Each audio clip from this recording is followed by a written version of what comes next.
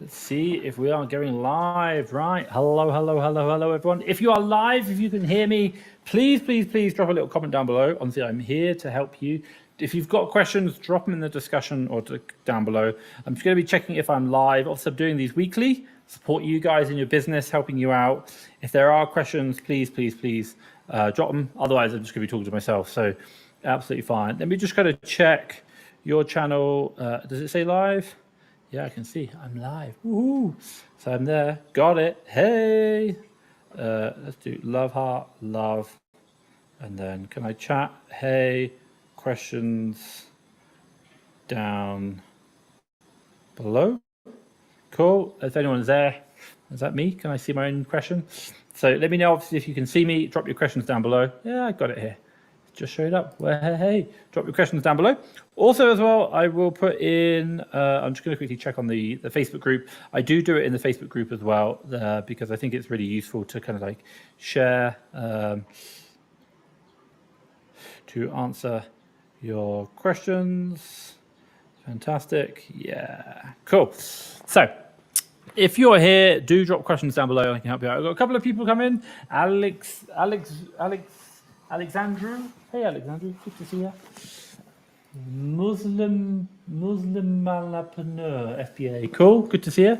Akil is here as well. Hey guys, obviously good to see you. If you've got questions, please drop them down below. I did a little bit of an update today in regards to the business, like 3 things that I learned. I shared it onto the Instagram. I shared it, and I'll kind of talk through them as well. So I will. One thing which I'll share with you before I jump in. Alexandru has put a question, so I'll answer that in a second.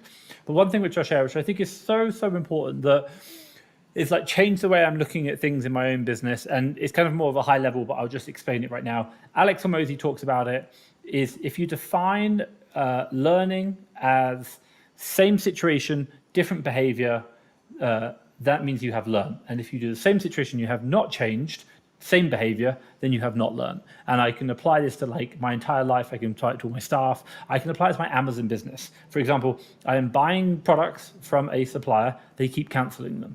If I keep doing that, I have not learned anything.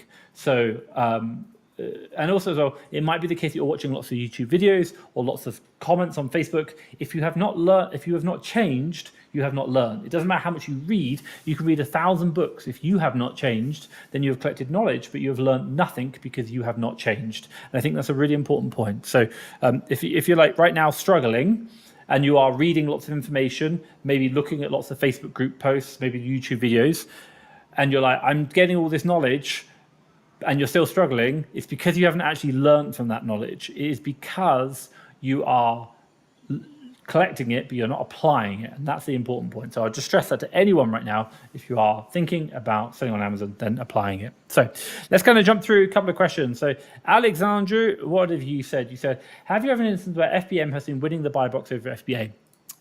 So if you're selling on Amazon and you're worried about FBM versus FBA and maybe one FBM beating FBA, a couple of things that you need to understand. Number one, you need to make sure you're a prime selling account. If you're not, you will not win the buy box, period. Number two is the fact that if the FBA stock is on back order, is basically look at the shipment time. So go to the listing, look at the shipment times, and you'll see the shipment. Generally the FBA stock will probably be on back order, so the actual delivery date will be longer than the FBM. As a result, the FBM will win the buy box. The third one, which we've seen quite a few times, is that the FBM seller is huge, probably 5 figures in reviews, like 10,000, 20,000 reviews. Sometimes this will give them a competitive advantage because they have very, very quick delivery dates. And as a result, Amazon will give them a lot more competition on the buy box.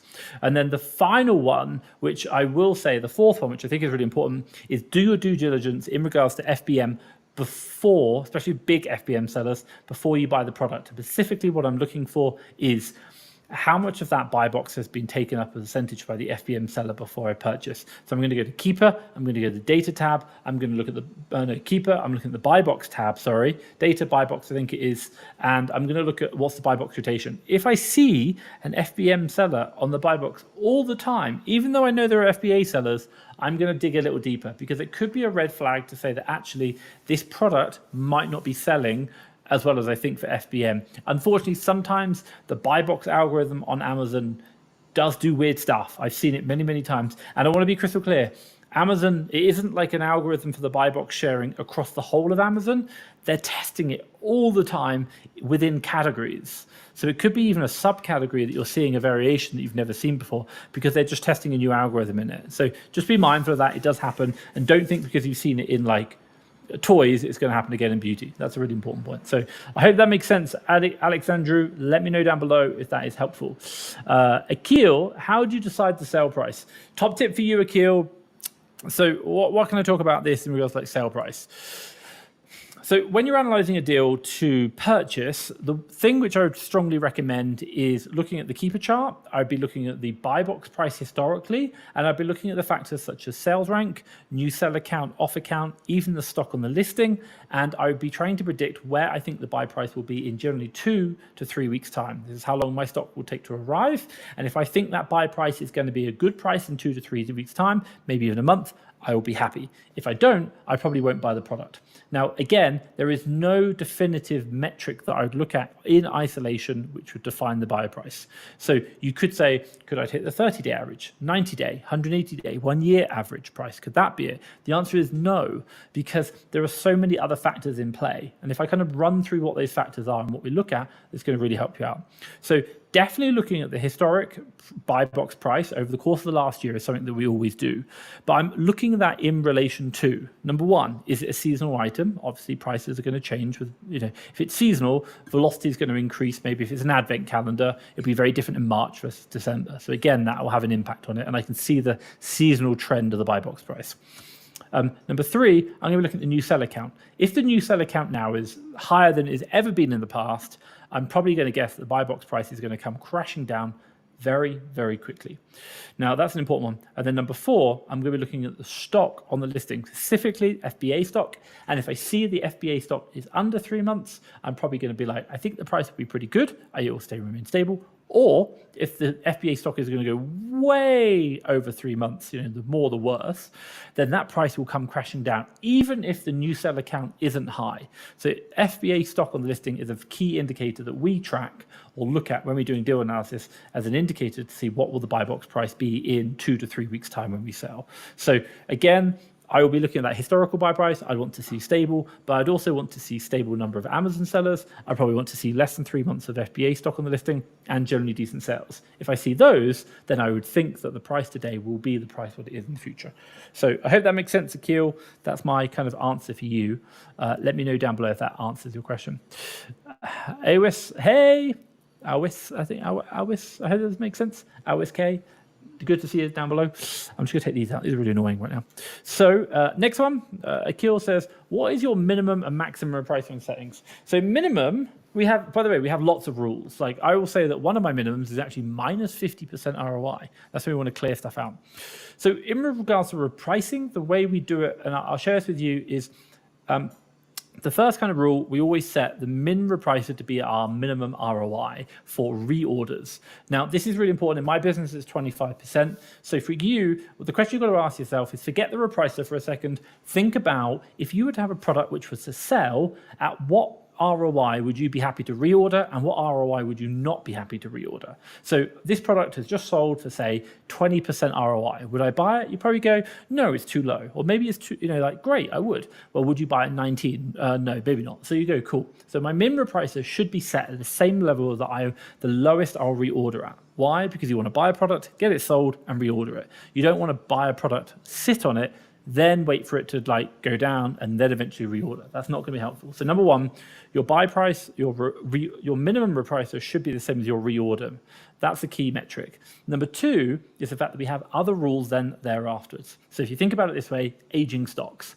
So let's say, for example, rule number one is 25% ROI, fantastic. Rule number two might be aging stock over 90 days. We'll call that 0% ROI. I want to clear the stock out. So we're now going to put it down to 0% ROI because we want to clear that stock out. So we'll move it from rule one to rule two after 90 days of no sales or not selling, or age, should we say, because we want to clear it out. And then rule number three is going to be minus 50% ROI. Why? Because even at 0% ROI, it's not selling.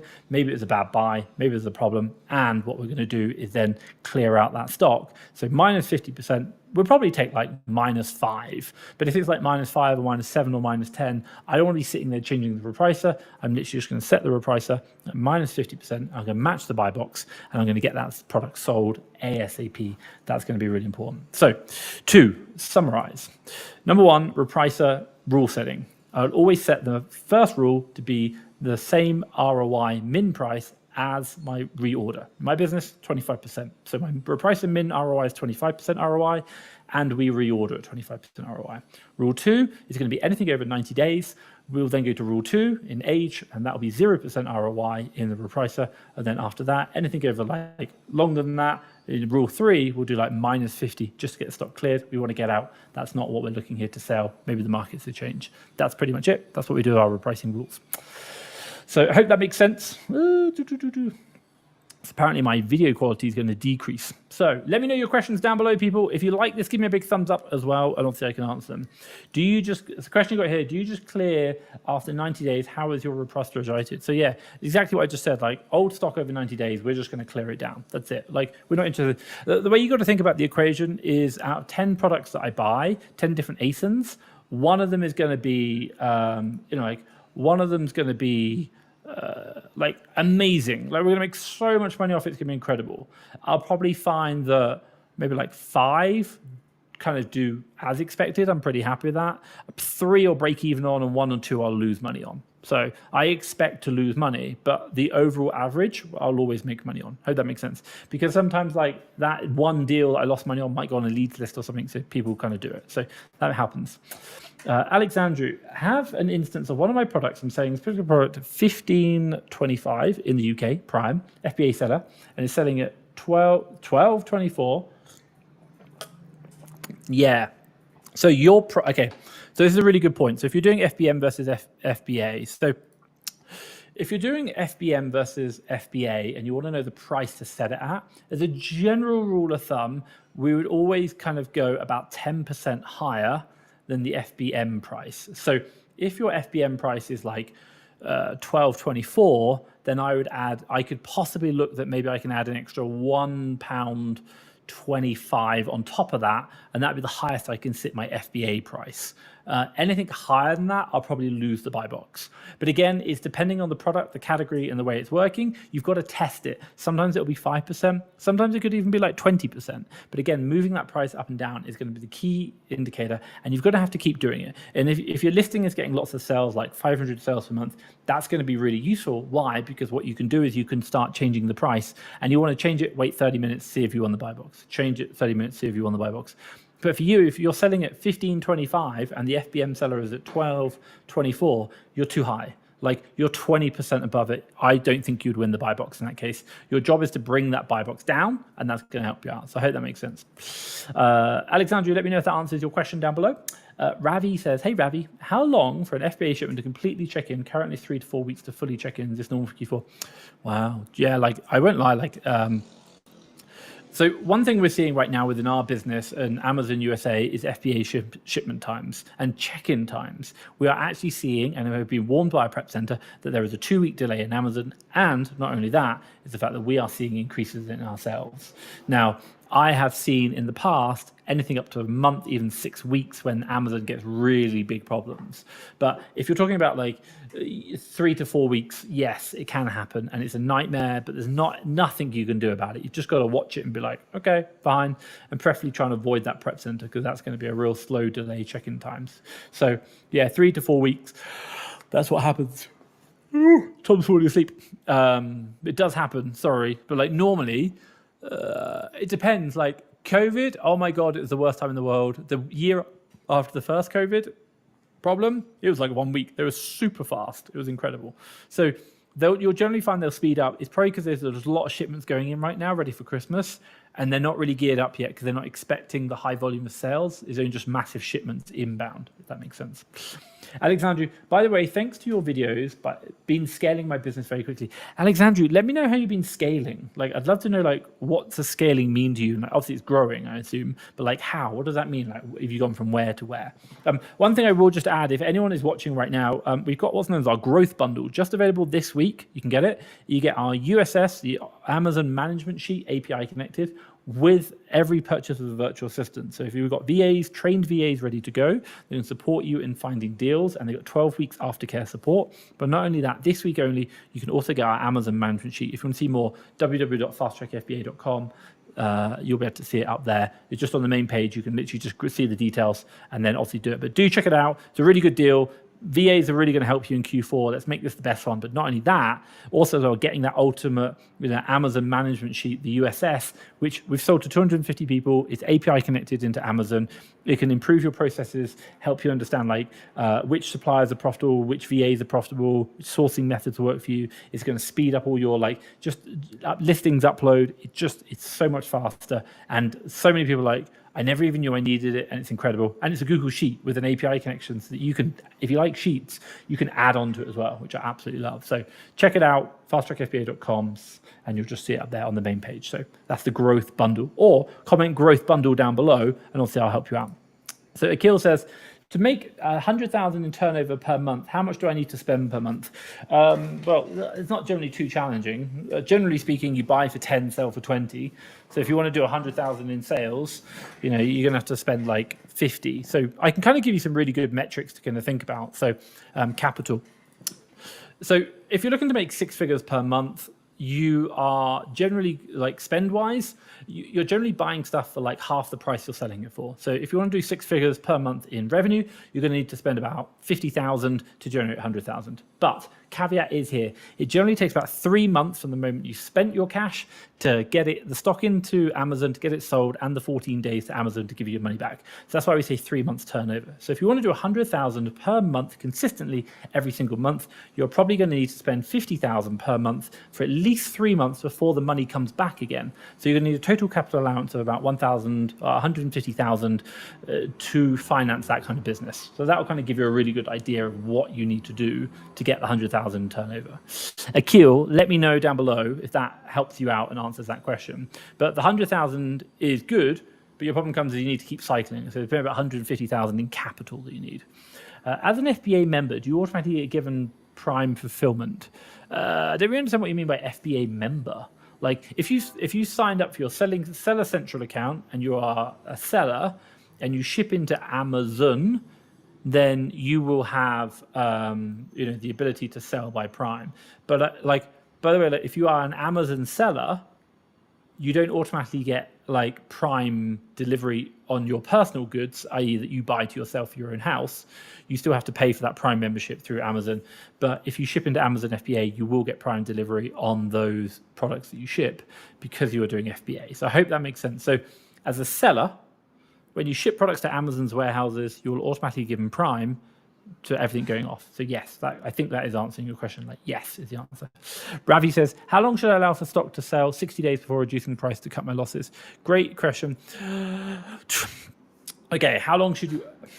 Okay, so if you're worried about stock and how long you should wait, it's really up to you. But there's one metric that I really strongly look at. Go into your Amazon Seller Central, go into your inventory, go into, I think it's dashboards, and you're looking for something as the FBA sell-through rate. It'll be like a 1 to 7 number, and it's how much you're selling your stock within a 90-day period. Ideally, you want anything above 2. This means that you are able to buy your stock and sell it within a 45-day period. So anything under this, like we are right now about 1.6, and we need to get faster. But if you're down to like 1, that means you sell your stock in an average of 90 days, which means you're not turning your stock very fast, which is 4 times per year. If you can get up to 2, you're now selling your stock should we say 8 times per year, because twice per quarter. And the net result of this is that you're going to turn your money twice as fast, generate twice as much profit in any given year. So focusing on that is a really important metric. Now, the reason why I say look at that individual metric rather than just kind of like how many days should I sell it through is because that tells you how your overall portfolio of products are doing. yes, look at it on an individual metric or individual SKU and start identifying them. But if you want one collective metric, that FBA in stock or sell-through rate, is one of the key things that we track. Now, in our business, we generally want most of the stock gone within 90 days. Like, if I have 5% of stock over inventory over 90 days, I'm okay with that. But like nothing over 180, my God, 360, I would like, no, get out of it. The storage fees are going to eat you up. It's just not worth it. But ideally, one of the top tips you can talk about is like one of the things we do, like say, I kind of do that again. So one of the things we do to manage aging inventory is to every single week, we are checking our repricer to look at all stock which has no sales within 30 days. And we're basically counting the number of SKUs which meet that criteria. And our job is to change that, i.e. get the product selling again. And then number two, reduce down the total number of count of products that have had no sales for 30 days. By focusing on this and getting that number down, you are going to increase the speed at which your products are selling. But then number two is going to get you more money back you can invest, and you'll probably generally make more money. But then number three, once you've got the 30 days under control, why not move it down from 30 down to 15 or 21 days and then down to 14 days? The frequent, like how long you're giving it before you start attacking that ASIN or that SKU just before there's a problem. So hope that kind of makes sense. Ravi, let me know if that answers your question down below. So I've gone from making $1,000 per month to over 10,000 per month. Wow. I hope you're saying profits, but if you're doing revenue, still really, really well done. So working with Prep Center and soon to be leaving my 9-to-5 job, started with 500, followed all your videos step by step. Absolutely love it, Alexandru. Absolutely love it. By the way, if you're doing 10,000 a month in sales and you want a VA, come speak to me. By the way, get our growth bundle. That's really going to help you out. But the one reason why I help you say that is, even if you want to come join my top seller program, because I think just by, you get to have weekly live calls with me for $50 a month is nothing. And that's actually not like this. It's actually like live video face-to-face. They're group sessions, but they're really helpful to help you scale. And it's just kind of like, you're right, like just doing certain actions consistently over a long enough period of time will help you. And I come back to the thing that I said at the very beginning. Alex Hormozy talked about it, is that learning can be defined by same situation, different behavior. And you can watch all the YouTube videos in the world. If your behavior has not changed in that situation, then you have not learned. You've collected a lot of knowledge, but you have not applied any of it. You have not learned. And I think that's a really important thing. So well done on you watching all the videos, following it step by step. Do more of it. Like if it's working, keep doing it more. Like, my God, pay the $50, come access, come spend every Thursday with me. We have a what's known as Fast Track FBA Seller Academy. It's like my high end, like really like kind of like high 6 figures, low 7 figures, helping people systematize and scale their businesses. You'll be surprised at the number of people who do not turn up to the calls. I'm like, you've just paid multiple thousands of dollars to come learn from me, and you don't even show up to the calls. I'm like, show up every single day, like literally every single week. It's so important because it's just accountability. So I hope you like it. But hey, well done. Really, really well done. Absolutely love it. Akil says, great answer, Tom, no problem. How many of your units are unsold after 90 days? Top of my head, I don't know. I do actually have a report somewhere. I'm not going to load it because I'll crash my computer. I'm running quite a lot of software right now. But you should report it. Like I think I said earlier on, you want to do about, like, if you can get less than 5% of your inventory over, which is over 5%, over 90 days. That's it. Like you want 95% of your inventory under 90 days old. So that would be my answer to try and help you out with that. Do you tend to increase price? Do you tend to increase in price after 90 days as there will be less sellers on the product? No, I tend to decrease price after 90 days because there's still a lot of sellers and I want to get the product out because I'm paying storage fees and it's not going to make me money. So I hope that makes sense. Yeah, I generally do that. Let's go and jump through. Ravi. Hey Tom, do storage fees start once all the shipments have been fully received, or is Amazon ripping our sellers off? I don't really know the exact answer, but I'd probably be more inclined to say that they're not ripping you off, but they're charging you the moment the products go live. And the reason why I say this is because I believe storage fees are calculated on a per SKU basis, not on a per shipment basis. So the moment that SKU gets checked in, then you're paying storage fees on it. So that'd be my answer. That's what I think. But by the way, like it's like a penny or a cent. It's not much. Like I get your point. I understand it, but like,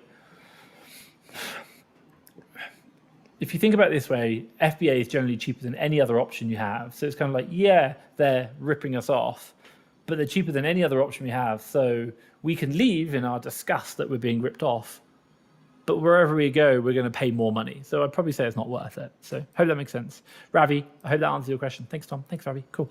Alexandru, will do. Looking forward to that. Always good to get more ideas. We'll sign up. Yeah, check out the Top Seller program. $50 a month, no contract. You just cancel whenever you like. Do 4 calls every Thursday, about midday, about 7 or 8 p.m. UK time. Midday, like Central time, I think it is. Probably around this time. And that's it. So yeah, like, and again, you get to ask me questions, which is really good, and I can really support you with that. So I hope that makes sense. Alexandru, honestly, keep up the great work. Keep scaling the business. Woo-hoo. So someone says, on your £1 million challenge, how many units were you purchasing per day? I don't know. We don't do unit counts, but what I can say is like,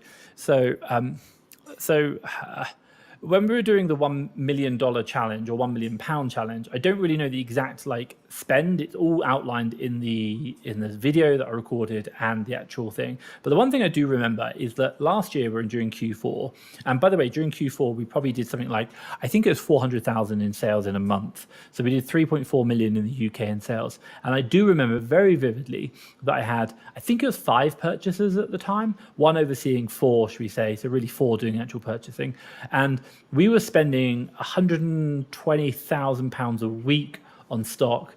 The reason why I remember that, because it was so much money, and I was like, this is insane how much we're buying. And obviously, like we had big problems, like we later found out later in the thing, but like you can spend a lot of money very quickly. Number of units, I don't know. I think looking back on my advice for that is if you have a like, if I say it like, looking back on like last year in regards to purchases and what advice I can give to people with purchasing managers is, number 1, always have 2 people checking the deals. Number 2, Loom video record every deal being purchased, i.e. like the analysis part of it, because this just gives accountability that they're actually doing the checks. And if it goes bad, you can go back and have a look. Number 3 is the fact that you need to have a process, like really clearly defined. This is how we analyze deals. That is so, so important. And then number 4, generally speaking, the more work you've got to do, the more mistakes you'll make. So if you could decrease the amount of work you've got to do, that's going to help you out. And what do I mean by that? I mean, by increasing the value of the products you're purchasing means less deal analysis and more time to analyze and probably less mistakes. So if you're going for low value items and maybe lots of different 3s and 4s and 5s, you're going to have massive problems. But if you're doing maybe a few very high value items, you can analyze them really well. Or alternatively, low value items that are very deep, i.e. like $5 items, but you're buying thousands of them. As long as you're doing good analysis, you're okay. That'd be like my kind of top tip. So it's going to go through what metrics do you use to find monthly sales. Is Buybot Pro active? We don't use Buybot Pro. We use, 1 second. Right, I've got 20 more minutes, people. If you've got questions, drop them down below. I am here to help. Let's kind of do the thing. So when we're looking at sales estimations, there's a couple of metrics I look at. Number 1, I'm always going to be looking at seller AMP in regards to their metric. That is my first data point, and I always look at that. Number 2, I'm going to try and confirm this with another data point, and I will use a range of different areas, and I'll explain what they are. 1, within the Amazon page, they now have started showing like 50 units sold per last month or 100 units sold last month. That'll be another data point I look at. If that doesn't work or they don't have that, maybe I'll do like the review count methodology, whereby each review could be between 50 and 200 sales per month, and I'll count those reviews and work out estimated sales. Number 3, I might even do, and I hate to do it, but on slow selling items, you can do count the drops on Keeper. It's got to be like less than 20 sales per month. And then finally, number 4, the other metric we might look at would be in regards to Keeper offers, data tab offers, and I will literally count the stock drops of the competitor's stock to see how much do I think is actually selling over that period. And I'll always use seller AMP plus one of these other data points and try and get multiple and try and see like which ones or like maybe 3 data points are kind of over here, selling like 50 sales a month, and one of them's like 200. I think it's probably doing closer to the 50 because 3 data points are telling me that, whereas 1 might be completely off. The only kind of exception to this is whereby if we're doing reorders, then I will use always the reorder data first. Then I'll probably use something like seller AMP to just kind of like maybe increase it or decrease it. Most of the time, seller AMP I find is a bit under the actual real data, so that's quite helpful. So that's the way I kind of look at the estimating monthly sales in specifically around certain areas. But we don't use Buybot Pro. I wouldn't say it's inaccurate, but it's not something that we use. I definitely look at Keeper and always use the tool in conjunction with another methodology, which will help you out. Practice says good websites are Nike and Adidas. Have you actually tried the Nike Outlook store or Nike website? They actually work quite well. Like, honestly, try them. And there's thousands of them in the USA. My God, just practice. Comment down below top 100 USA, and we'll drop you a link. Honestly, like, I don't even know why you're asking. We send out that link all the time. Yeah, that makes sense. Ravi, hey Tom, are you using automation in your business? I've tweaked some apps to speed up manual sourcing. SaaS mouse clicks were driving me mad. Yeah, like massively. So, like in regards to automation, the biggest thing that we do is using our Amazon management sheet, the USS. Now, in particular, what does this do? Number one, it automatically uploads listings with custom SKUs. The custom SKUs are game changing. They tell us supplier, they tell us buy price, they tell us purchase date, estimated sale price, they tell us sourcing methodology, and the VA who sourced the product. We can encode this all in the SKU automatically through the USS, the Buy Amazon management sheet. Not only that, it will automatically get uploaded to Amazon because of the API connection. Also, as well, when the product sells, the USS will actually tell us the profitability of that product versus what we thought we were going to sell it for and the variance between it. It can then automatically add them up per VA, saying across all the products you sold yesterday, you thought you were going to make X amount of money, you actually made this much money, and we can start to see the drops in them. That's really important because it allows us to go, hey, you are getting a massive drop. Are you doing storefront stalking? They're like, yeah. And we're like, that's why. Stop doing it. It's going to ruin your results. The USS also has the API connection, so it helps us do reorders. So we can see not only like what's profitable, what's the buy box now, we can also see the supplier links really, really quickly. And then on top of that as well, we do the shipments uploading. That helps. In regards to like tool automations, nothing so much. You can do the mouse clicks within Fast Track FBA and more custom service size. We use TextBlaze, which is a really cool app. I like it, but it's more for like just right mouse click, adding text in. It can do some like click, scrape data, do stuff. But we're also building some like tools to help us do more analytical data in regards to our sourcing. But I would say that using those in conjunction with processes, that's going to be the game-changing place. I think to give you an idea, we had a supplier that we were able to analyze 10,000 ASINs a day with them, which was incredible. 10,000 ASINs. It was like incredible. So you can do it. You just got to do it the right way. I hope that makes sense. So yeah, like those mouse clicks are annoying. I do agree. TextBlaze is quite useful. Check that out as well. It's like $4 a month. Akil, is Seller App more accurate than Buybot Pro? None of them are accurate. They're all estimators. Look, my advice for you is get your tool, have a play with it, see what works, and get to use it. Like we use Seller Amp. I like it. It works. It's fast. Happy days. So I hope that makes sense. So I don't know the answer. Like you're just going to use the one that you like, and then you'll know the data. And by the way, the reason why you know it is because you know your category, you know your niche, you know what you're doing. That's a really important point. Practice top 100 USA. Yeah, we'll drop you that afterwards. No problem. Zan, did you make a video with Daniel Gilmore after VAT? Yeah, search my YouTube channel. You will find it. And we did an interview with him before, and we did an interview with him after. You can just type it in. You'll see it, and you'll see I did 2 of them. Really cool. So you can see like, ironically, Daniel Gilmore made more money after VAT and hiring a VA than he did before VAT without a VA. And he was like, and he was trying to stay under the VAT threshold. And then we kind of like pushed, I advised him, just go through it, mate. And then he actually was like, wow, I'm making more money now. It was like, and doing less time, which is incredible. And he did it with like VAs and like the USS. And by the way, if you are interested in getting a VA, do have a look at our growth bundle, fasttrackfba.com. You're going to go to get our ultimate sourcing sheet, the Amazon management spreadsheet. That is the API connected sheet with a VA. It's only available this week. It's just this week. If you access it this week, you can get it fasttrackfba.com. It's on the homepage. You can access it after this week. It'll be no longer available. You're basically getting $250 free of API connected lovingness, which is game changing. 250 sellers are using it. They love it. And you can get it for free with a VA hire this week. Check it out. And it's only this week. We won't be offering it again next week or the week after that or anything. Check it out. I think you're going to like it. Look down there. Let's go and jump through. So what's the best way? Is the best way for wholesale just to ask the brand for their authorized issues in case of any IP issues? Yeah, but you're not going to deal with IP issues that way. If you speak to the brand and ask them for their distributors, they'll just give them to you. Because you haven't said, hi, we want to sell your brand on Amazon. If you ask that, then they might tell you about IP complaints. So you can still get IP complaints when you buy from Halt distribution. even the manufacturer direct. Manufacturers have been known to IP complaint their own bloody customers, which is hilarious. So it does happen. But yeah, definitely, I think it's the best way to speak to manufacturing and just find out the brand names. So find out the distributors. That's it. Yeah, agreed. What's the software you were talking about? $4 a month. I don't think so. It's a tool called TextBlaze, TextBlaze. Now we use it within Fast Track FBA, not for sourcing, just for customer service. But it does have the ability to scrape information from the website, automatically put it into the text that you're about to type. It's quite cool. I like it. I'm sure you could probably apply it to online arbitrage. We don't use it in our arbitrage business. But it does have automations in there, which I quite like. You can even do logic in there, like plus stuff. So I think that's quite cool. But it's TextBlaze.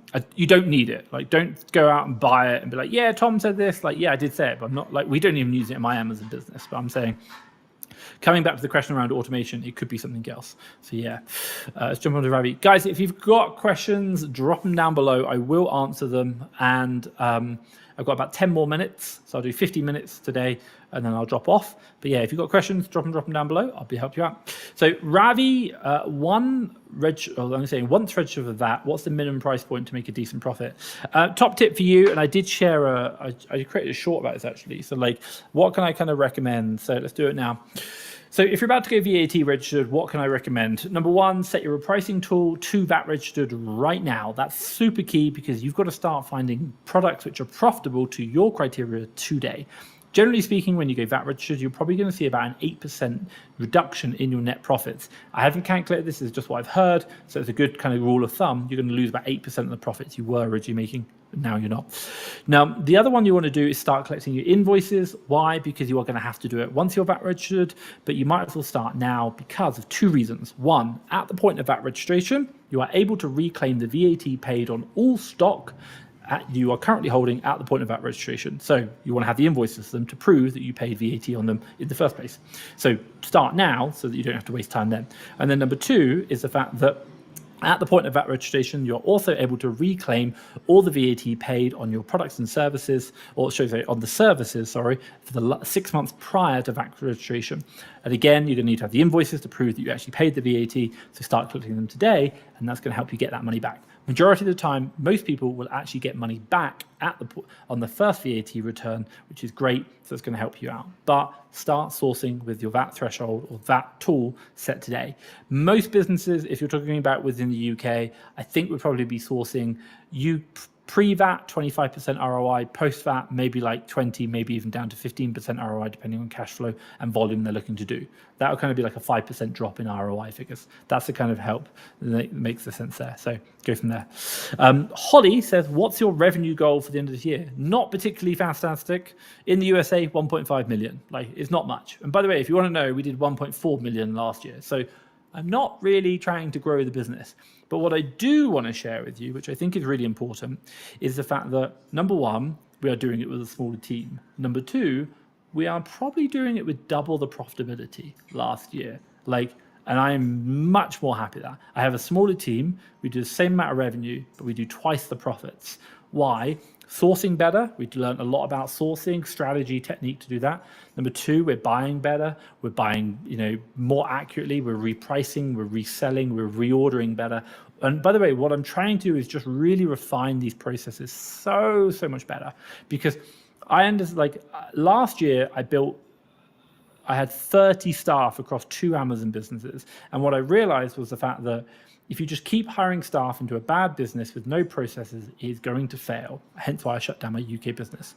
But if you can really define, write great processes, have great playbooks that you work by, it's going to change the game. And that's where we're at right now. We still have problems in my business. We still have issues, but my God, our quality of purchasing is so much better.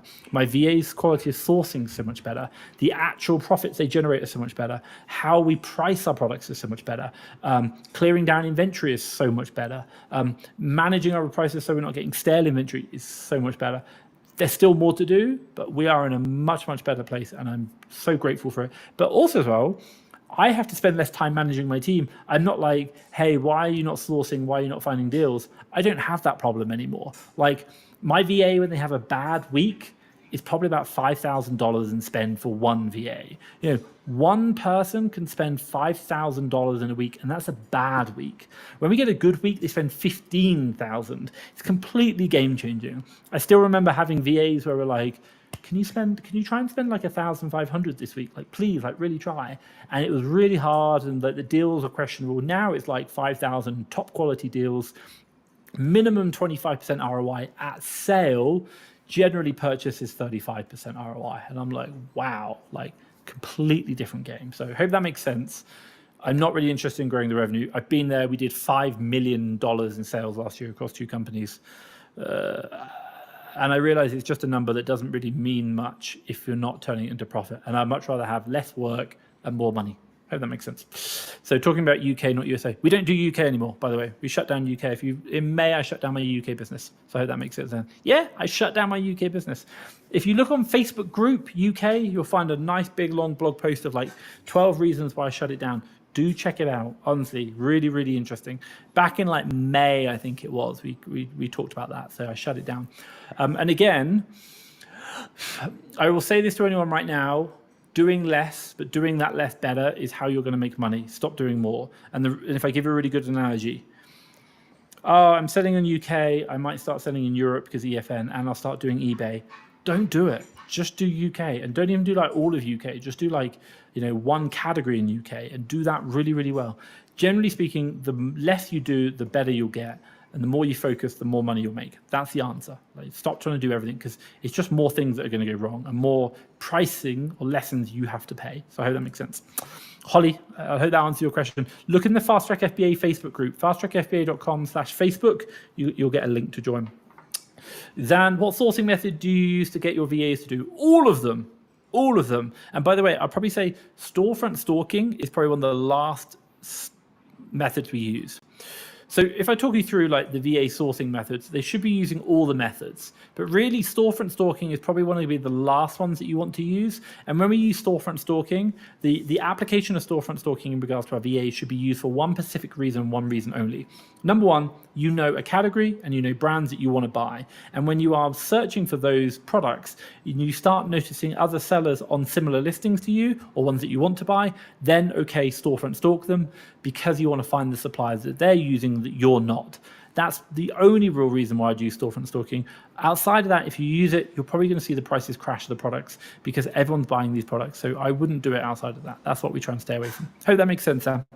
I've got 5 minutes, people. Drop your questions down below. I've got 5 minutes. Tom, what would be your one biggest piece of advice for improving VA sourcing performance in terms of quality of deals? Oh, great question. Can I give you 3?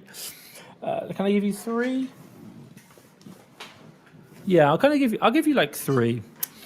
So let's do it now. So if I was to offer advice on how to improve a VA's sourcing criteria or deal quality, what would I recommend? Well, number one of the easiest ones I can really recommend is no one really does this, is to get your VA to record a Loom video for every single deal that they submit. This just makes them actually have to analyze it properly on the Loom video, not submit bad deals that they haven't properly analyzed. Number 2, tracking. I would strongly recommend that you track data points, and specifically what I'm talking about spend each week, estimated gross profit each week, and actual gross profit each week. We do this through the Ultimate Sourcing Sheet, our Amazon management sheet. It does it automatically, but you're really looking at how much value does your VA bring, and specifically around actual, which means when the products are sold. That's going to be game changing, because if they're doing storefront stalking method, it might look good when you buy, but when it sells, they're always crashing, and you're going to see that information and you can learn from it. And then number 3, the final thing that I would strongly recommend, and I would never run a company without doing it, is time tracking. We use TeamLogger. It costs $1 per month plus 50 cents for extra screenshots. And it's not to say that I don't trust my VAs, but it's to say that it's like you come in, you work, you go home, fantastic. You log in, you log out, and that's it. I know when you're in. I can see it on the time tracker. When it's not, I can, you're not here, fantastic. But I would strongly recommend everyone to do it, and it changed the game. And someone asked me this question specifically today. Tom used to be really against time tracking. Why are you doing it now? And the reason is the fact that I've had very good members of staff in my company, but who've also changed, i.e. they went from good members of staff to bad. And when you're looking purely at results, you keep giving them benefits of the doubt. And what we didn't realize until we introduced time tracking was that they weren't trying. They had actually changed. They realized this wasn't the career that they wanted to go down, and no longer we were the right fit for them. So the problem came was that they were just kind of there. We've seen people watching YouTube videos for 5 hours, not working. You're like, I'm really trying. Okay, let's look at your time tracking. I worked 26 hours last week. I don't understand how you can actually really try on 26 hours or a 40-hour week contract. Like, time tracking has just shown us so many like gaps. And as entrepreneurs, we work really hard, but we've also seen that our staff sometimes don't. And I'm not to say that they don't, but A players would have the decency to say, no, this isn't for me, I'm leaving. Cool, no problem. That's it. But unfortunately, a lot of people that we hire, and generally, we are looking at different things, they might not be A players. My God, I wasn't an A player all my life, and I'm not even saying I'm an A player now. But the net result is the fact that having tools to help us manage our businesses is key, because I've made this mistake and I'm not going to make that same mistake again. And I'm going to introduce time tracking, because when that problem happens again, i.e. another member of staff who is good, who is now struggling, I'm just going to go straight into time tracking and be like, let's just look at the fundamentals. Are you working 40 hours a week? Let's check the time tracking. Yes. Are you actually doing 40 hours a week? Watch your screenshots. Yes. Like, you're just ticking these things off. And my God, I have been there for weeks trying to analyze a VA who has been trying, should we say, and they've told me they're working 40 hours a week, they're doing everything, and we're like, I don't understand why. Then when we started time tracking with them, all of a sudden we realized they weren't actually doing what they said. It's so easy to lie to you, and it's so easy that they can just keep taking money. And I'm like, this isn't right. If you think about it, when you work in an office, while they might not time track your screen, they do see you physically in the office. They see you physically coming back from work and break, and they can say, hey, you're not, or they can see you on Facebook. So they are actually watching you. They are on screen. This is how it works. At home, we have no visibility. So again, I will never, ever, ever, ever, ever run a remote business without time tracking. Ironically, all my best staff have no problem with it. They're all fine with it. They're like, yep, fine, don't care. But the bad ones, they're the ones who complain. So I hope that helps. Time tracking, we use TeamLogger. Rant over. Any tips for credit cards in the USA? You guys are using UK Amex in the USA. Confused how people are racking up points from overseas. Yeah, you can do like, if you want to know getting credit in the USA, we talk about it in my Getting Started in the Amazon USA course. There's quite a step-by-step process you want to go through. And I would strongly recommend getting that course. It's $97. We talk about what we do, how we get the orders through in the USA, and we do it, and also building credit cards. Right now, I have like personal Amex in the UK. I have personal Amex in the USA. I have business Amex in the USA, and I have business Amex and I mean, platinum and actual credit cards as well. I have like Chase bank accounts and everything. So there's a whole process you go through, and that's in the course. So do check that out. I've got like 2 minutes. I'm going to go really quick. Zan, thanks, no problem. Time tracking. Did anyone risk you have to go to give them an ultimatum? You don't do it in a job. Yeah, like I kind of said it was non-negotiable. And by the way, if you're going to introduce time tracking, so I'll say it now, like if you're going to introduce time tracking into your business, what can I recommend for you? I would literally say this. I have just got off a live call with Tom, and he talked about how his business in the UK failed, and it was doing $4 million a year. And if there's one thing that he said he would do differently, it was introduce time tracking from day one. Now, I would tell my staff that I'm going to learn from someone else's mistakes, because that is what smart people do. And if Tom says I should introduce time tracking for everyone across the business, then this is what we're going to do, because he has learned from that mistake. And I think we should do that in my business as well. So as of right now, I'm learning from Fast Track FBA, and we are going to introduce time tracking with immediate effect. This is non-negotiable. We're going to implement it. But I will also add to that is to say that I want to support you. Why? Because I want, number one, we agreed to do 40 hours per week. So if you are doing under 40 hours per week, I'm going to ask why. It's not disciplinary, it's just a question. But number two, if you're working over 40 or 50 hours per week, I'm also going to be asking why, because I want to make sure that you are not working too much, and maybe I can reduce your workload. So going forward, we'll introduce time tracking, and that's the way it'll work. So that is it. We had people who said they were going to quit. I think I probably had people who quit because of it. And to be honest, the people who quit were like, wow, like we were like, it was fine. Like, I never had a good member of staff quit because of time tracking. I've only had bad staff quit from time tracking. That is it. Like, that is it. Like, we had 40 staff No, I think we had 50 staff when we did time tracking, and we're down to 38 now.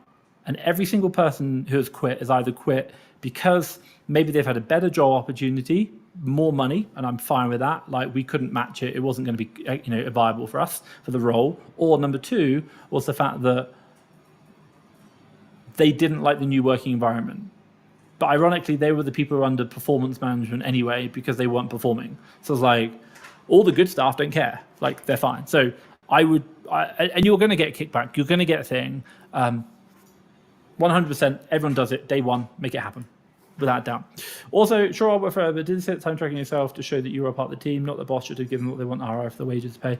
No, because I don't get paid a bloody salary. Like, by the way, I can do time tracking, but there's no point. Like, why? Because I'm the person watching my own time tracking. Well, what good's that going to do? Not at all. Like, I get the point we're in it all together, but you're not. Like, I understand it, like, we're in this together, but we're not. You're putting in thousands, tens of thousands, hundreds of thousands of pounds or dollars. You're putting in risk, you're putting in capital, everything. Like, you have so much to lose. And if you don't want to work, then that's fine, it's your business. But if your team don't want to work, who you're paying to work, an agreement, a contract, which is 40 hours a week, then that's not okay, because you have an agreement. You do not have an agreement with yourself to work 40 hours per week. And so therefore you have no requirement to time track, nor should you. Like, my team don't ask me to time track. I've never had that question. I wouldn't do it, not at all. Like, not that a boss should have to give them they want the ROI for their wages and pay. But yeah, you don't have a contract with yourself. Your company doesn't. You get paid hella high. You get paid last. I hope that makes sense. So good question, though. Good question. But I understand where you're coming from. No, just like, no. Tom, I'm mainly doing RA, but I only purchase heavily discounted clearance stock. Fed up with most of the top 100 UK stores being. Could this strategy work for me? I don't understand what the strategy is. If you're doing RA heavily discounted, fine. Buy and hold, buy and hold. Just get a warehouse, buy stuff, hold it for 3 months, and then ship it in. Buy a warehouse, do that. Like, don't turn it too quick, slow it down. You'll do really well. When you closed your UK business, did you have a buyback loan to pay? And did that mean you have to settle the loan in full, bounce out loan? Bounce out loan. We still technically have it. So you got, okay, there's a difference between, so we stopped selling. I'm actually still making revenue today. I've made sales today in Amazon UK. We shut down in May, and we're still selling stock off today. That's how much stock we had. I think it was nearly £250,000 worth of stock at cost. It was like, whoa, so much stock. So long story short is, yes, we still have the bounce back loan, and that'll be paid. But by the way, like, it's not beneficial. It's like, I can do it over 10 years. The interest rate's so low. I would probably make more money by holding it in a bank account and doing nothing, if that makes sense. So yeah, like, we don't, I still got it. We don't have to pay off. The business is not shut down. We're just no longer selling on Amazon. Hope that makes sense. Thanks, Tom.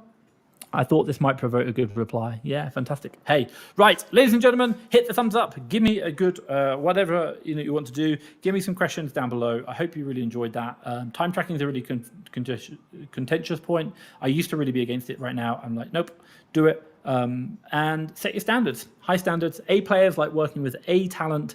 And by the way, you might think you're being mean because one person's saying no. Well, actually, all the other people are going, I like the boss when he sets the standard and holds people accountable. What they don't like is a boss who gives in to everything and that no one has good results. So, and it's that one person complaining who's probably the person who's got to go. Like, if you just, I heard this saying is like, how many of your problems would be solved if your entire team was made up of just A players? A players don't worry about time tracking. A players are like, I'll fucking work 50 hours, sorry language, and I will source $10,000 per week. I will spend it all. We'll do everything right. And I will come to you with all my problems and we will solve the answers, and that's it. But A players are not people who do not work 40 hours per week, period. That is not even a consideration. They want to win. And people who are complaining about 40 hours per week are like, they're not A players. So like, if you would think about that question, like, you'd have a much different thing. And I would strongly recommend, if you're hiring a VA, by the way, get the VA growth package up here. You get the ultimate sourcing sheet with it as well. Day one, there you go, up here, fasttrackfba.com. Day one, time tracking. That's company culture, what we do, the way it works. I implemented it in my company. Yes, people have left, but my God, it's not been, actually, we have less people now than I've had in a long time, and we are far more productive. I will say that. And generally all my people are happier, which is quite interesting as well. So I hope that makes sense. Right, I will love you and leave you. Stay safe, people. Bye.